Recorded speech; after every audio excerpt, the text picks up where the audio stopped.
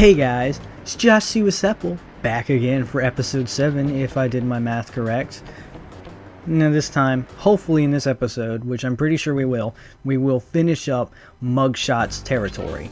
And I think this is the last level before Muggshot. I'm pretty sure it is. And no! Oh, okay, for a second there I didn't think I had a lucky horseshoe. And then I was going to die and just add a whole nother death to this checklist, I guess. But hopefully we're gonna finish up Muggshot's turf. We're gonna take Muggshot on this episode. I know it, and we are going to beat him this episode. Hopefully, because he's a bit of an odd boss in that he just kind of the way his boss battle is a bit weird, at least to me. Like, the concept isn't weird, but he himself is weird. And you'll see what I'm talking about when we get to him. But for now, we're going to go back down there and get some more bottles because... Oh, no. Horseshoe, thank you. Horseshoe, lucky horseshoe. Whoever's shoe we took this from, thank you. And I'm sorry we took your shoe. Because you kind of need that to walk around. I mean, even if it's nailed into you, you still need it to walk around. I mean, do horses feel that? Like, that's how they do it, right? Is they nail it into them. Like, I'm sure it's not exactly nails that do it, but it's like some kind of, like, they hammer something in. They hammer in, because each horseshoe has little slots, and they hammer it into the horse's hoof. Do horses feel that? Because if they do, that's got to be painful to, have done. Have that nailed into you, or even if it's a dull nail or like a flat nail or glue or something like that. Well, I guess glue wouldn't hurt, but nailing that shoe in has got to hurt. Okay, we got to be careful here because, as we have learned, I'm not good, and this takes skill. So we can go ahead and run. Oh, I thought they were going to see me. Thought that was totally going to see me and I was going to get shot and killed. Now this is more time consuming than anything. Not necessarily hard, but we have to wait for all these bottles. And then you think you got them all and you don't. And it's like one more that you got to wait for, and it's taking its sweet time. And there we go. Okay, we got all those. Just time consuming, everything. This one, I hope I can do this in the first try. And I did, I'm pretty sure. I think I got all those bottles because I would hate to come back and do that again. I think it's greatly last. Bam. Oh no. Okay.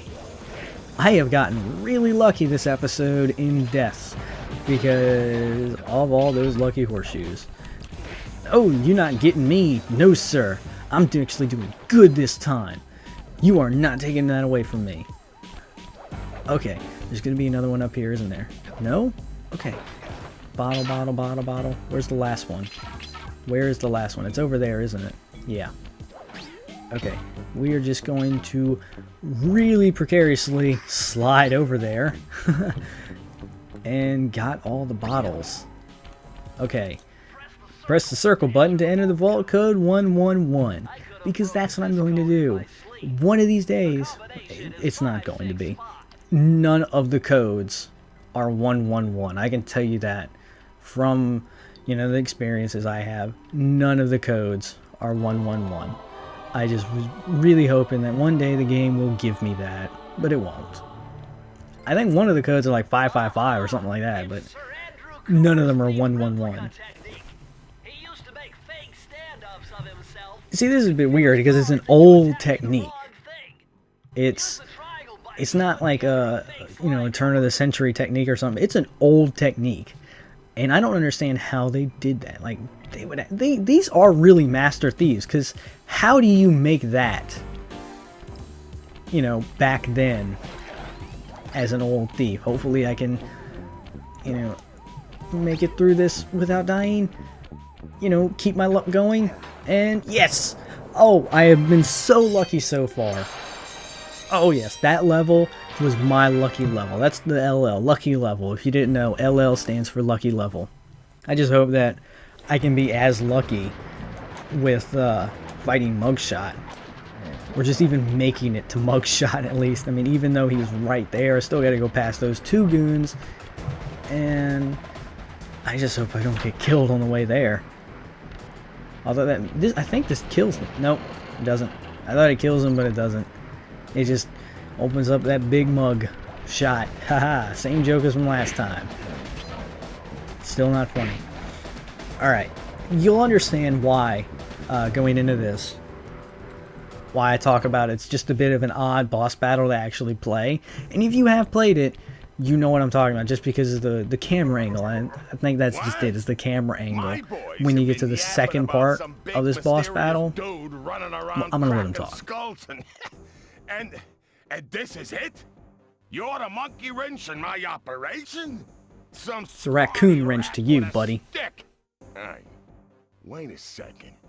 I seen that stick before. Maybe when my father knocked your block off with it. Your father? Wow. You're a Cooper? You know, that Thievius Raccoonus had a lot of nice pictures, but way too many big words. So you don't mind just handing it over? What, are you kidding? You break into my place, steal my stuff, trash the joint. You killed my father! And violated. And stole his legacy! You're the jerk in all this, no matter how you want to look at it. But now you see what I'm talking about as a weird boss battle. You have to go through and avoid his shots, and you can with the help of these crystals, but the camera angle makes it very kind of weird to do this, because sometimes you miss the hitting the mirrors. And how does light break the guns? And what does the light do? Is it some like super infrared ultra only affects gun light? Because I don't see how just the lights alone destroy them.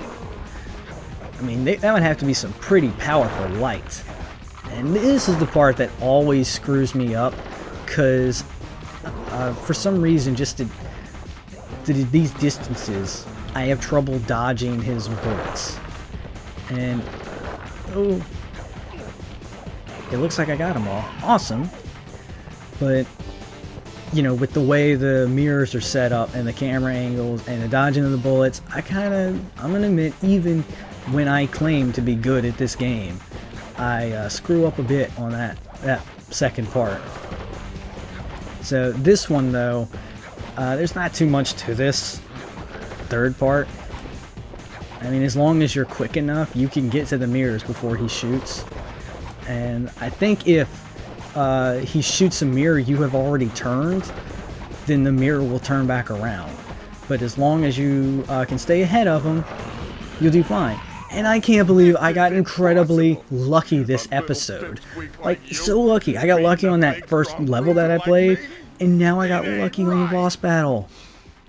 And with no horseshoes, I did that boss battle, which is kind of saying something. Maybe my gameplay has improved. You know, maybe a bit. All right, let's hear about Tennessee Kid Cooper. Contain an entry from my gunslinging ancestor, Tennessee Kid Cooper. His specialty was the rail walk and rail slide. Moves perfected through a lifetime of theft in the Old West. Getting out of town proved to be a little more challenging than getting in. Having just missed us, Inspector Fox went for the next best thing and dragged that canine steroid case off to jail. That was the end of Muggshot's gambling empire, and Mesa City's citizens soon returned home. While me and the boys, well, we enjoyed the rest of our stay in America, and then returned to Paris, ready for our next mission. Oh yeah, look at all those prizes. 5 out of 5, 6 out of 6. Huh, there's another level on here. Well, same amount of levels, but you know whatnot. Those eyes blink. That's creepy. These don't have things. No, those eyes blink. Alright, let's start into this one. Couldn't tell they're going to talk about Ms. Ruby. The third member of the Fiendish Five was the infamous voodoo priestess, Ms. Ruby. Born into a family of mystics, other children found her scary. Teaching herself to summon the undead provided what few friends she had. A career in crime allowed an adult Ms. Ruby to punish the world for fearing her as a child. Chief mystic for the Fiendish Five, her powers allowed them to break both the laws of man and nature at the same time. Yet despite the whirlwind success of her youth, she managed to slip into obscurity. Last known sightings claim she headed out of civilization and deep into the Haitian jungle. Sly Cooper in Vicious Voodoo. Oh, that's a cute little doll. How come he hasn't felt all that when she poked him though? You think if it's a voodoo doll poking those, he would have felt it. At least you would think. So, Bayou Lily. Nice trophy. Okay, see, this is why I was talking about having that one technique is going to come in such a handy, especially with me.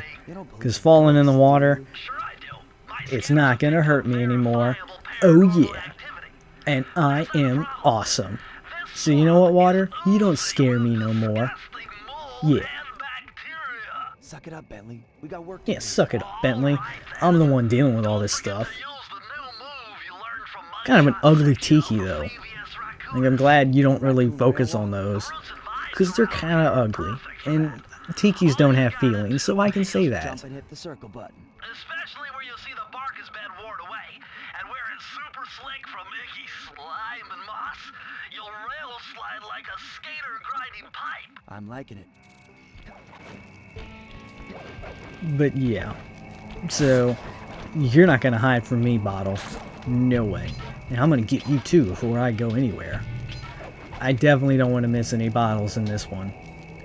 Hopefully I can get all the bottles on the first run and keep my luck going. Awesome, a horseshoe. That spider almost had me. And for something, for you to learn, I don't like spiders at all. Like a lot of people out there don't like spiders. I hate spiders. I hate them. They give me the creeps. They make me itch. I don't like them. But, okay. But yeah, so I'm not going to enjoy the spider enemies in this game at all. I don't understand why spider enemies have to be such a prevalent thing in video games. Especially in RPGs. Like in Skyrim, I hate those huge spider they're spiders, not necessarily different creatures, but I hate them. They freak me out just because of how detailed they are and the sounds they make. I don't like them. Oh, that's a Trent. Pretty sure that's what it's called.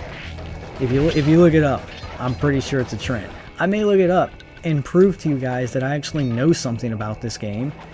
But if I don't know if I got it wrong, I'm probably not going to post that I got it wrong.